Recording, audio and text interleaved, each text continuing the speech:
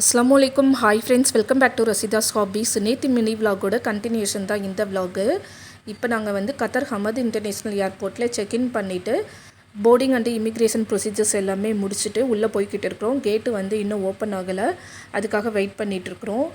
வீட்டை விட்டு காலையில் வந்து 6:30 இப்போலாம் வந்து கிளம்பணும். இங்கே வந்து ஃப்ளைட்டு டேக் ஆஃப் வந்து காலையில் 10 மணிக்குன்னு சொன்னாங்க. ஏர் இந்தியா எக்ஸ்பிரஸில் தான் டிக்கெட்டு புக் பண்ணியிருந்தோம். டைரக்ட் ஃப்ளைட்டு தான் தோஹா டு ட்ரிச்சிக்கு. இந்த டைரக்ட் ஃப்ளைட்டு தோஹா டு ட்ரிச்சிக்கு வாரத்தில் ஒரு நாள் மட்டும் அவைலபிளாக இருக்குது கத்தாரில், ஃப்ரைடே அன்னைக்கு மட்டும். டியூரேஷன் பார்த்தீங்கன்னா 4 hours and 50 minutesன்னு சொல்லியிருந்தாங்க. நாங்கள் ட்ரிச்சி போய் சேர்கிறதுக்கு கிட்டத்தட்ட வந்து 4.5 hours போய் சேர்ந்துட்டோம். இப்போ ஃப்ளைட்டுக்குள்ளே வந்தாச்சு. ஃப்ளைட்டு வந்து இப்போ டேக் ஆஃப் ஆகிட்டு இருக்குது.